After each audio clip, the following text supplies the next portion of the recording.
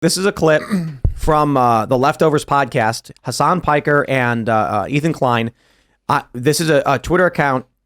It's just at Dan. I don't know who runs the account. It seems, anonymous, but I'm going to play this clip for you guys. Palestinians, and this is going to sound very radical and possibly very violent, but this is a matter of law, and maybe even if you agree with this, a matter of morality. Palestinians have the legal ground to violently seize back their own homes from the settlers. This is a reality. And that is precisely the reason why they have to exist under endless occupation in the West Bank. You know what? And that's why I say, if it was settlers, that would be a lot more understandable. Yeah. But let's not obfuscate, okay? I understand what you're saying. But this dude just called babies militants. No, I understand. And there are baby settlers as well. But there are baby settlers as well. There are babies in the settlements. But the babies that killed were not. I know. Okay, so now that we establish that. No, hold on. Now Can we just, I'll play that one more time for you? Occupation in the West Bank. You know what? And that's why I say, if it was settlers, that would be a lot more understandable. Yeah. Hasan says, Palestinians have a right to violently seize back the land that was taken by settlers.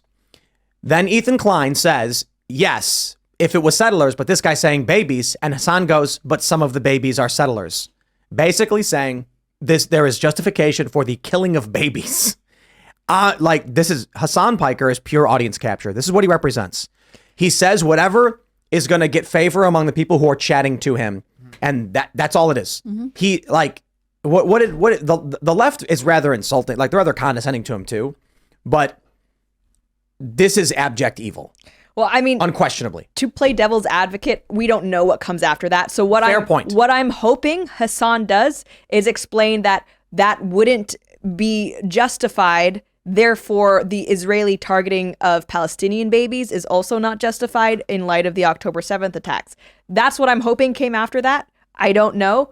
Yes, you're shaking his head like no. Yeah, dude, because look at the Yelp professor who said settlers are not civilians. Mm-hmm. Yeah. I agreed.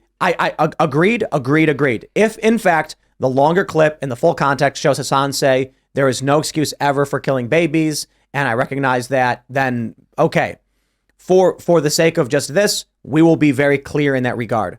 Hasan calling babies settlers while justifying Hamas killing settlers is a horrifying thing in and of itself, and I hope he's clarified later on that he does not support the killing of babies. And I almost never say this, but I feel for Ethan over the past few weeks, the clips I've been seeing, because Ethan is, I would say, very moderate, especially for an Israeli, about the situation. He's actually donated money to help Palestinians.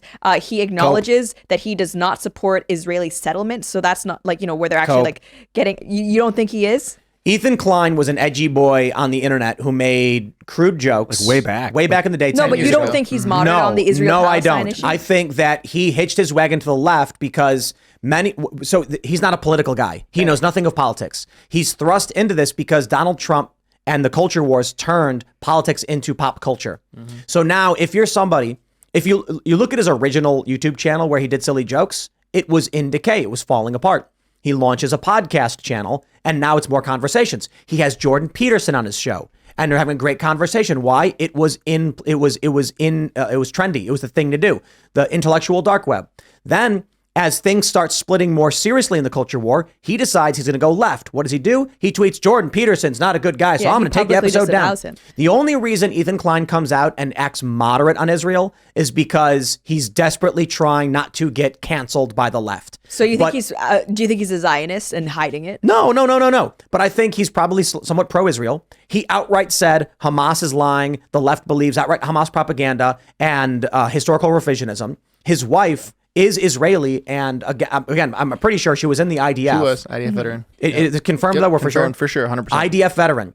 And so he's thinking like, sure, I mean, he may not be a Zionist, but he's certainly like, Israel, like he's pro-Israel. Yeah, he's been there. So he comes out and says, I'm going to donate to Palestinians and stuff because his entire audience is this. But that's why I feel bad for him, because he is trying to, I mean, in this one regard, he is trying to, I guess, like be as, I don't know, building bridges as much as he can, but they're still not accepting it. And I feel I can't help but feel for him in that situation. Let me just stress, there have been many times in the show where Ian and I have been mad at each other, and we've gone at it. I would not ever sit down next to a person who says, yeah, but babies are settlers. I'd be like, are you nuts? Yeah, You're not going to sit right here and tell me you think killing babies. I'll take it up to the edge of that, but no, because like in Vietnam, 7-year-olds had grenades in baskets and they'd walk up to the American soldier and then they'd blow them up. So they had to start shooting 7-year-olds. Child? But babies they don't move. They just lay there. You take them captive at the very Just least. lay there.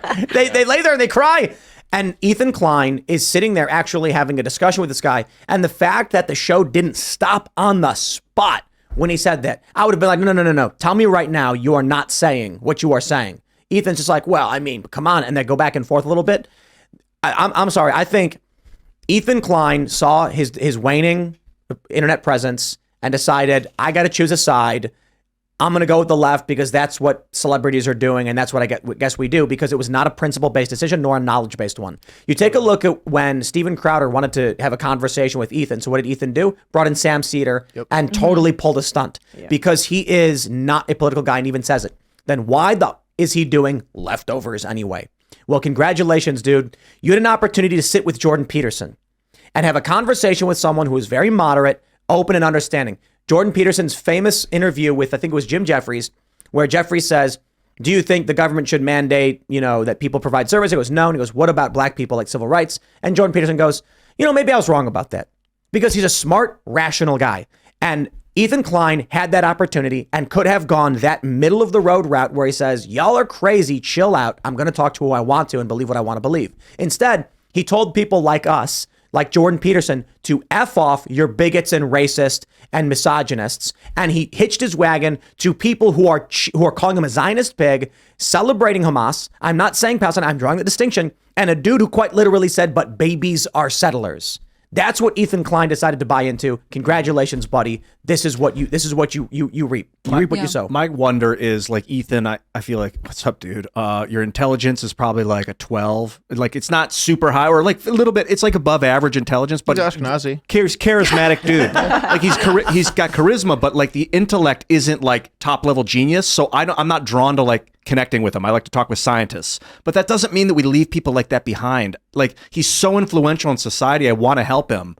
I think this is a really interesting internet frenemies moment to have, because I think it's actually probably what's going to happen when many progressive families assemble for Thanksgiving, right? That they're going to have to look at each other, and instead of it being like conservative uncle yells at, progressive it's nephew, gonna be Israel versus Palestine, baby. And it's going to be people who think they're on the same side, these generations that look apart and say like, but why are you saying this thing? And I can't, and like, I think a lot of people have this moment where saying they'll have sort of extremist rhetoric brought to them like this, like the justification of how and if and when you should potentially harm children in this conflict. Obviously the answer is never, and have to confront these people they think they have everything in common with. I think this is a really interesting moment of reckoning, and I think because these are well-known personalities, you can see where the bifurcation is, but people are going to experience this in their real lives very soon. Right. And I mean, just this past month alone, I've seen Ethan Klein cry on camera at least twice. What, really? Oh yeah. He had to get up from the stream. I saw that. I didn't know he was crying. Oh yeah. Well, and that's why, and I think this is also why I feel bad for him. And I don't think he's being as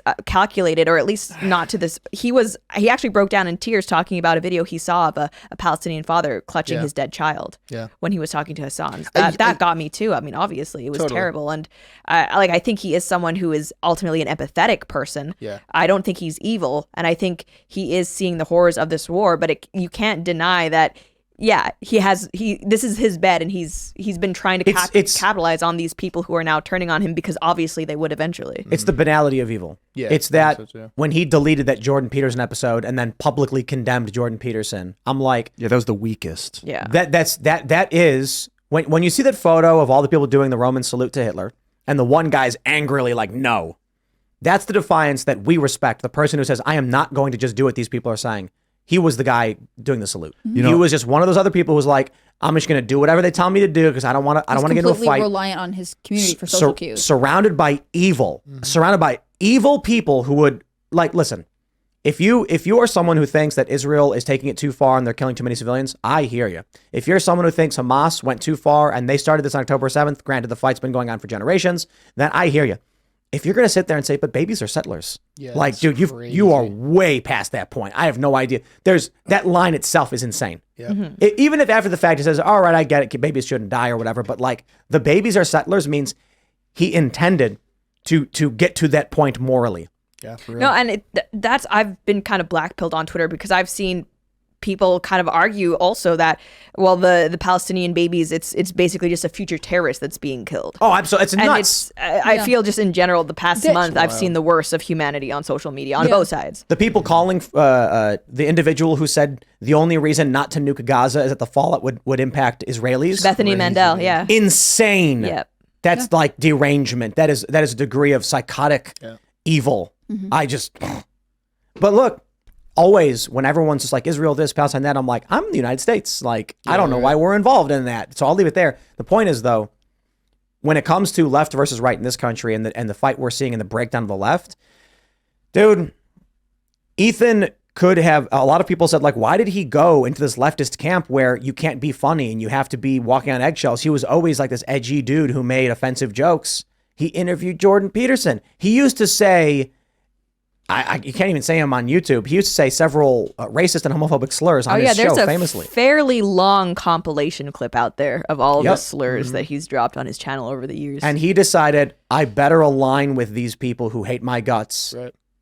Congratulations. Because they're paying buddy. him. I mean, that's the thing. He might be empathetic. He might have emotional attachments, but this is like his business now is to be saying the right thing to the right people. And I can't imagine audience what you're capture. Going through. Exactly. Like there's nothing he can do to change it. And I think in some ways it would be more interesting to see a version of this where there's principle behind it, saying like, well, you know, I believe this, but you guys allowed to believe whatever, or I have these certain standards, but he compromises himself. And I don't really follow his stuff that intensely, but he repeatedly compromises what you think could be his value. And that means that ultimately he is to be bought. Thanks for watching this clip from the Timcast IRL podcast. Hang out with us live Monday through Friday at 8 p.m. and become a member over at timcast.com for uncensored, members-only shows exclusive. Thanks for hanging out, and we'll see you all next time.